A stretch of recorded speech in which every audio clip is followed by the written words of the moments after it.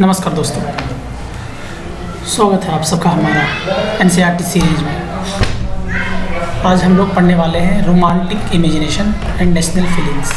शाहरुख खान की रोमांस की बात नहीं कर रहे यहाँ पर हम रोमांस की बात कर रहे हैं। कहाँ की? यूरोप की। तो कौन लोग होते हैं रोमांटिक? लोग कौन होते हैं और रोमांटिसिज्म क्या है, हम इस पैराग्राफ में देखने वाले हैं। तो नेशनलिज्म का फीलिंग सिर्फ हम टेरिटोरियल एक्सपेंशन, वार, लड़ाई, हथियार, बॉम्ब, गन्स, आर्म्स, एमुनेशन, इसके थ्रू ही नहीं, बल्कि हम अलग तरीके से भी हम अपने अंदर देशभक्ति की भावना जगा सकते हैं और अपने देश को हम एक कर सकते हैं। कोई ज़रूरी नहीं है कि देश को एक करने के लिए या फिर मोनार्क गवर्नमेंट को हटाने के लिए और जो रूढ़िवादी सरकार मोनार्क गवर्नमेंट को हटाने के लिए सिर्फ हम लड़ाई लड़े, आर्म्स और बॉम्ब का इस्तेमाल करें, ऐसा नहीं, दूसरे तरीके से भी कर सकते हैं। वो क्या है? तो ये है कल्चर। तो कल्चर क्या होता है? कल्चर के अंदर बहुत सारे चीज़ आता है, ठीक है। कल्चर के अंदर जैसे सॉन्ग्स और उसी तरीके से आपका फोक टेल्स मतलब लोकगीत, उसी तरीके से मतलब सॉन्ग्स हो गया, फोक टेल्स हो गया, डांस हो गया, म्यूज़िक हो गया, पोइट्रीज़ हो गया, तो इसको बोलते हैं कल्चर, ठीक है। तो इसके जो एक जैसा होता है, मतलब इन सब को मिला के हम बोलता हूँ कल्चर। तो कल्चर भी एक बहुत अच्छा इम्पोर्टेंट रोल अदा करता है क्या करने के लिए? आइडिया ऑफ नेशन, मतलब नेशन बनाने के लिए बहुत अच्छा रोल अदा करता है। जैसे कि आर्ट, पोट्री है ना, पोट्री, स्टोरीज़, म्यूज़िक, ये बहुत अच्छा हेल्प करता है, मदद करता है किसके लिए?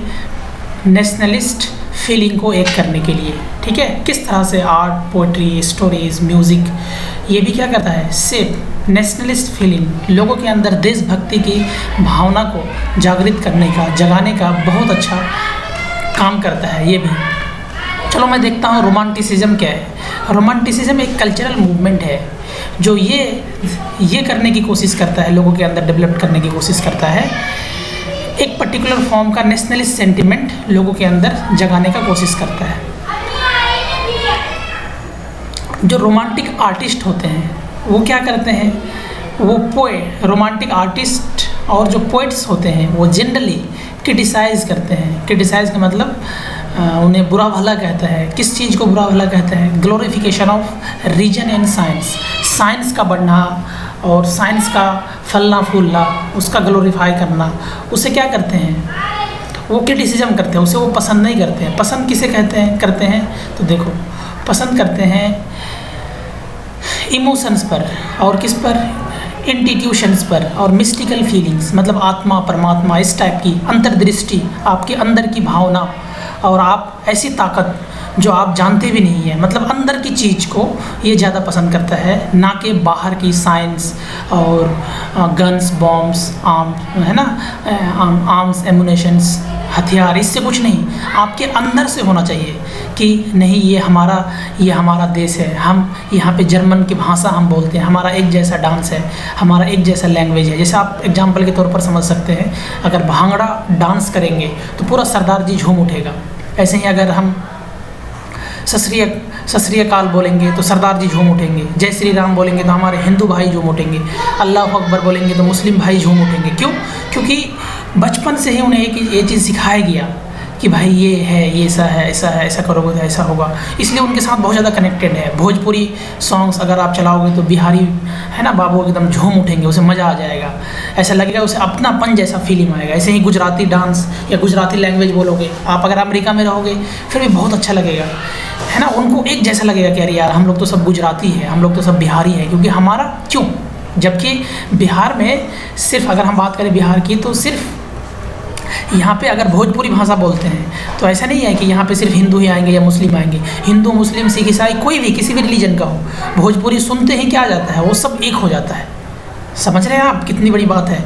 लैंग्वेज से वो एक हो जाता है कि हम एक है, भले उनका रिलीजन अलग हो। बोलता है अरे यार हमारा डांस एक है, हम लोग एक ही जैसा मूवी देखते हैं, अरे सबसे अच्छी बात तो हम एक ही जैसा गाली भी देते हैं, ठीक है। तो इस तरह की फीलिंग आ जाता है, तो उसी को हम बोलता हूँ रोमांटिक, है ना, रोमांटिसिज्म। और इन सब के बारे में जो इन सब को जो ये करते हैं पोइट पोट्री से हम बोलता हूँ रोमांटिक पीपल। ठीक है। जो इनका रोमांटिसिज्म जो होते हैं, जो रोमांटिक पीपल होता है, इनका क्या काम रहता है, लोगों के अंदर एक कलेक्टिव हेरिटेज डेवलप करना कि हमारा पुराना चीज़ ये चीज़ है और ये हमारा अच्छा है। हेरिटेज मतलब कोई चीज़ बहुत पुरानी चली हुई आ रही है हमारी, है ना, उनको जागृत करना। और कॉमन कल्चर कि हमारा पास्ट में ये चीज़ था, ये हम लोग एक जैसे थे, हमारा एक जैसे लैंग्वेज था। जैसे भारत में हम जो है ना ब्रिटिश के ख़िलाफ़ किस तरह से हम देखेंगे नेक्स्ट वाले चैप्टर में कि किस तरह से ब्रिटिश के ख़िलाफ़, है ना, कि हमारे लाखों हज़ारों साल से हम लोग संस्कृत बोलते हुए आ रहे हैं, उन्होंने अचानक आकर के इंग्लिश बोलना शुरू कर दिया। लेकिन हम संस्कृत बोलने वाले थे, तो संस्कृत भाषा के जरिए लोगों के अंदर या फिर लैंग्वेज के जरिए या पेंटिंग के जरिए लोगों के अंदर एक देशभक्ति जागृत करना, that is called romanticism. And the people who connected to this type of movement is known as romantic people. Okay, तो देख सकते हैं आप यहाँ एक पिक्चर, किस तरह से रोमांटिसिज्म, ये एक पिक्चर है, कहाँ का पिक्चर है, ये एक है ना ग्रीस, ये मैसेकर ऑफ क्योस को दिखाया गया। क्योस एक आइलैंड का नाम है। इस पिक्चर को पेंट किया है फ्रेंच पेंटर, फ्रांस के पेंटर थे यूजेनी डेलाक्रोइक्स 1824 में, है ना, नाम जो भी उल्टा सीधा। क्योस कहाँ है, एक आइलैंड है, कहाँ पर है, ये ग्रीस का आइलैंड है, देख सकते हो ना, ये टर्की और ये ग्रीस, ठीक है।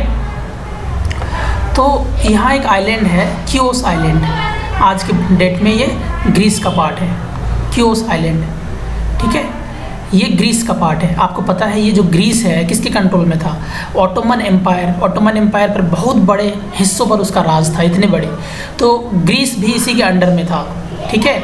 लेकिन ग्रीस का भाषा अलग है, इसका रिलीजन अलग है, इसका डांस अलग है, इसका कल्चर अलग है। और यहाँ पे जो राज कर रहा था ऑटोमन एम्पायर पे, वो मुस्लिम रूलर था, ठीक है। इनका अलग कल्चर था, इनका अलग रहन सहन था।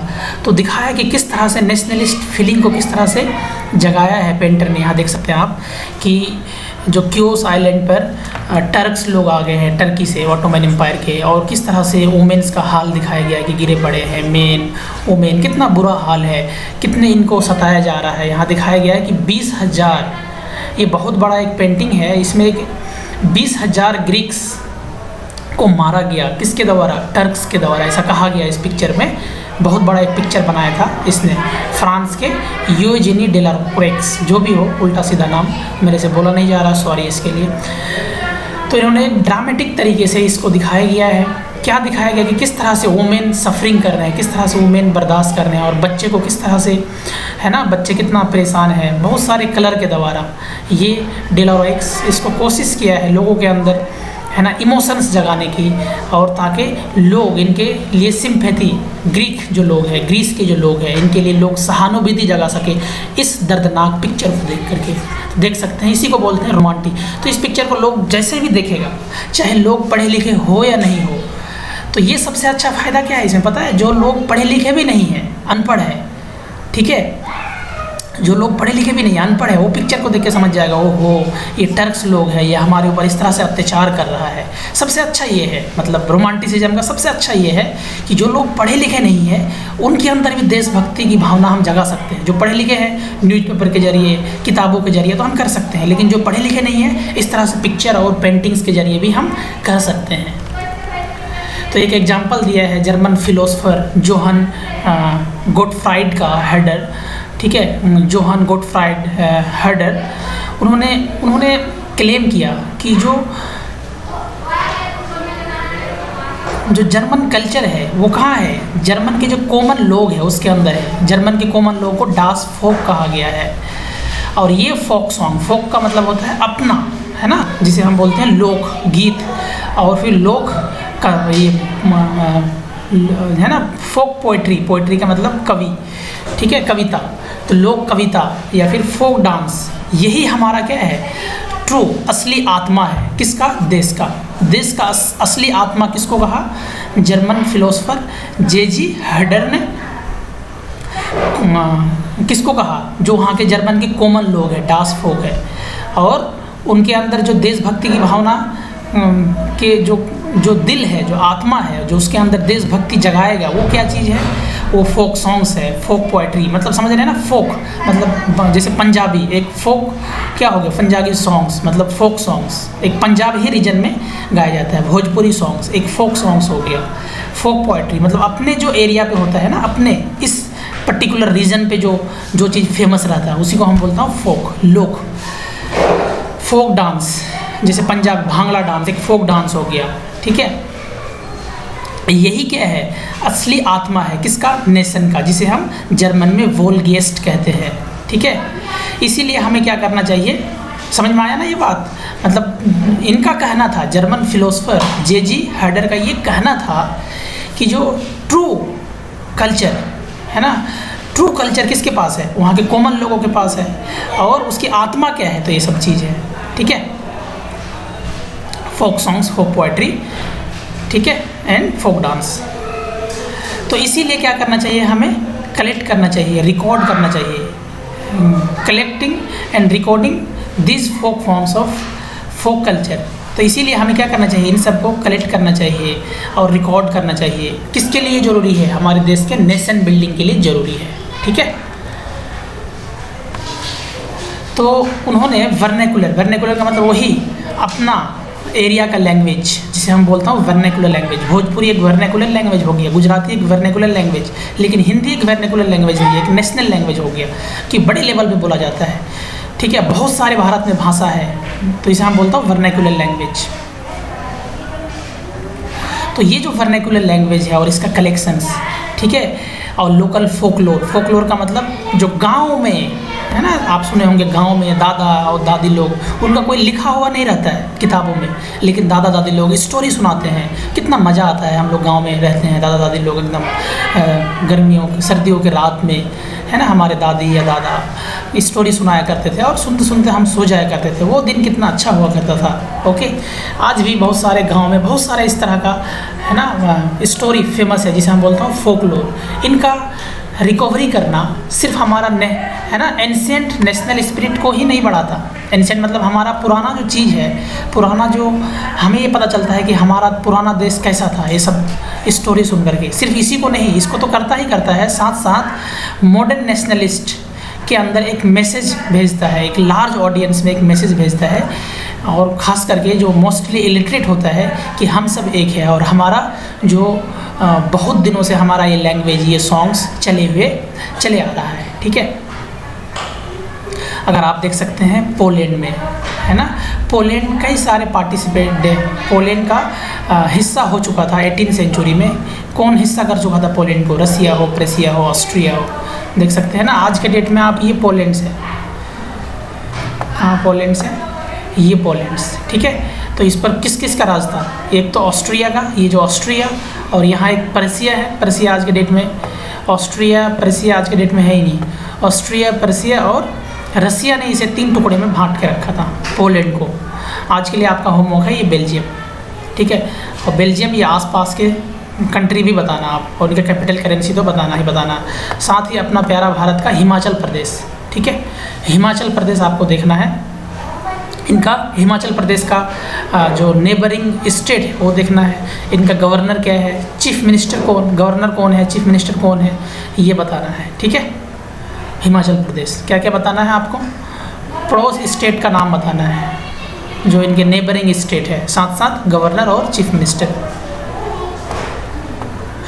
चलो, जब भी आप मैप देखो ना, आसपास देख लिया करो। जैसे देखो ये ब्लैक सी, ये सब आईएएस का एग्जाम में बहुत क्वेश्चन पूछता है। फिर ब्लैक सी के आसपास कितने कंट्री है, और यहाँ एक एजियन सी है, देख सकते हैं आप, है ना, ये एजियन सी, और ये मेडिटेरेनियन सी, और यहाँ एक कंट्री है, और ये बल्गारिया, रोमानिया, है ना। इन सब कंट्री को भी आप देखते रहा करो, तो आप ये जो शहर जो है फेमस इस्तांबुल या फिर बुरसा, अंकारा, ये बहुत न्यूज़ में रहता है, आप देख सकते हैं इधर, ठीक है। इराक, बगदाद, ठीक है।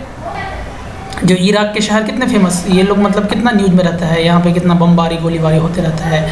अलेप्पो, दमस्क, है ना, देख सकते हैं आप, ये नजफ़, करबला, रमदी, है ना, किरकुक, मोसूल, ये सब शहर किस शहर का, ये शहर किस देश का है आपको पता होना चाहिए। इसीलिए आप देखते रहा करो, जब भी मैप देखो तो आसपास भी देख लिया करो अच्छे से। चलो, तो हम बात कर रहे हैं पोलैंड कितने हिस्सों में बटा हुआ था। रसिया ने कुछ ले लिया था, प्रेसिया ने कुछ, ऑस्ट्रिया ने कुछ।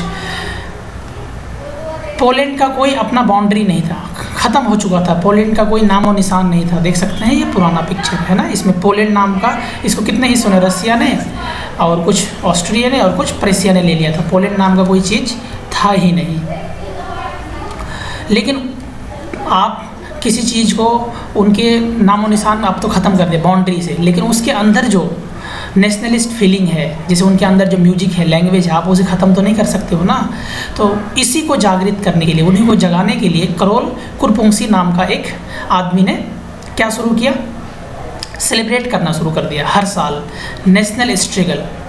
ठीक है, मतलब एक नेशनल स्ट्रगल को शुरू करने के लिए उन्होंने सेलिब्रेट करने लगा किस चीज़ को, ओपराज को, म्यूजिक को, जो उसका खुद का। जैसे मान लो कि हमारे यहाँ ब्रिटिश सरकार है, ब्रिटिश का रोल है, और हम सब इंडियंस क्या करना शुरू कर दिए।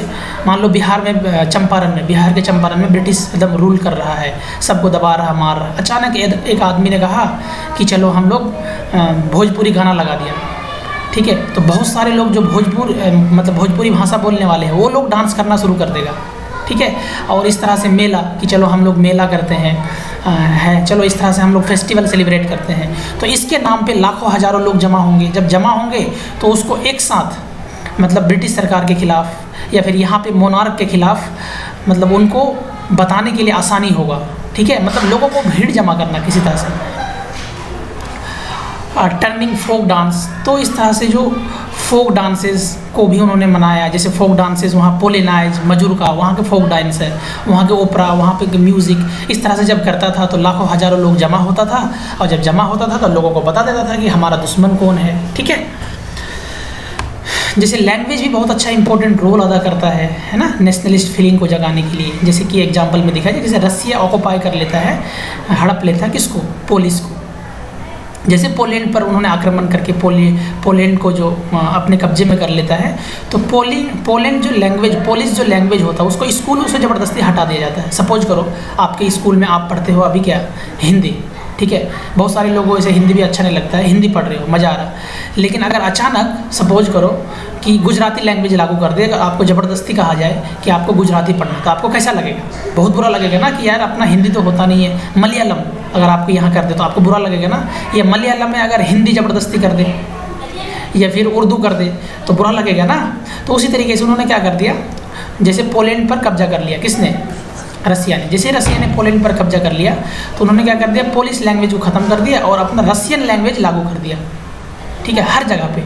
लेकिन उन लोगों को गुस्सा आया तो उन्होंने आर्म रेबेलियन किया उनके खिलाफ, लेकिन इस आर्म रेबेलियन को दबा दिया गया क्योंकि रसिया पावरफुल था। लेकिन कब तक दबाओगे?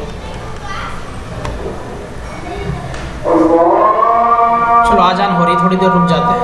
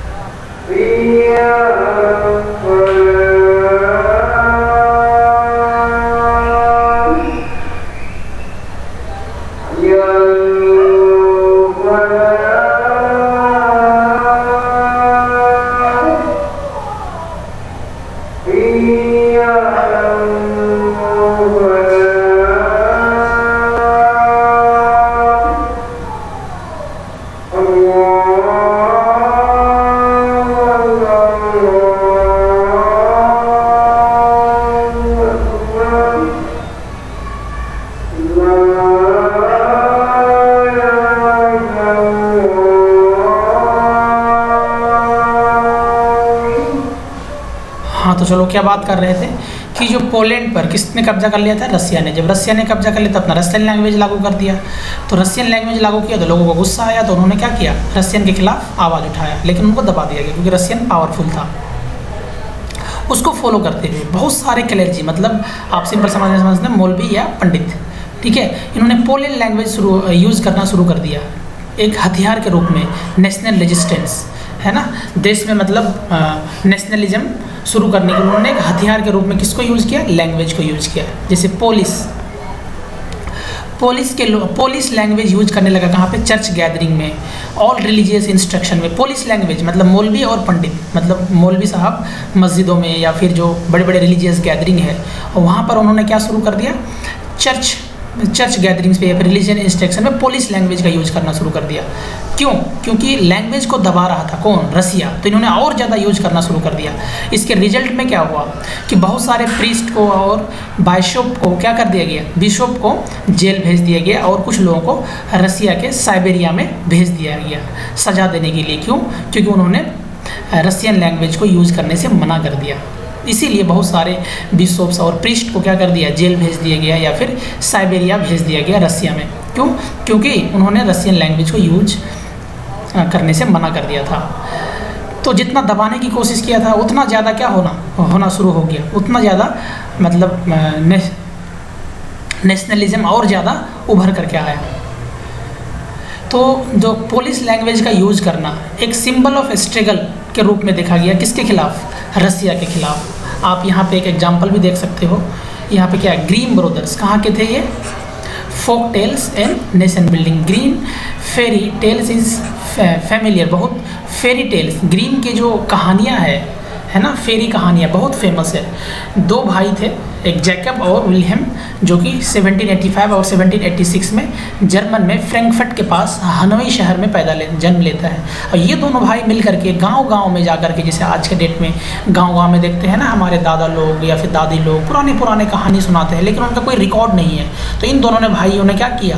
उन कहानियों को रिकॉर्ड किया और रिकॉर्ड कर करके बुक पब्लिश किया। और जब बुक पब्लिश किया तो बहुत सारे लोगों ने वहाँ का पढ़ा, है ना।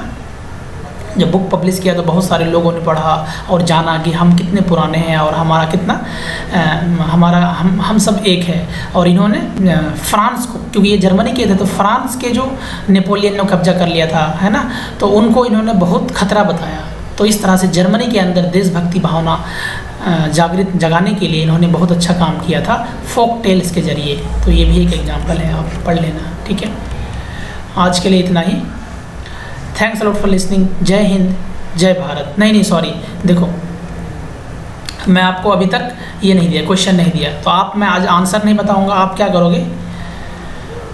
खुद लिखना आंसर कि व्हाट वाज रोमांटिसिज्म, क्या थे, है ना, और किस तरह से रोमांटिसिज्म एक नेशनलिस्ट सेंटिमेंट लोगों को जगाने के लिए सफल हुआ।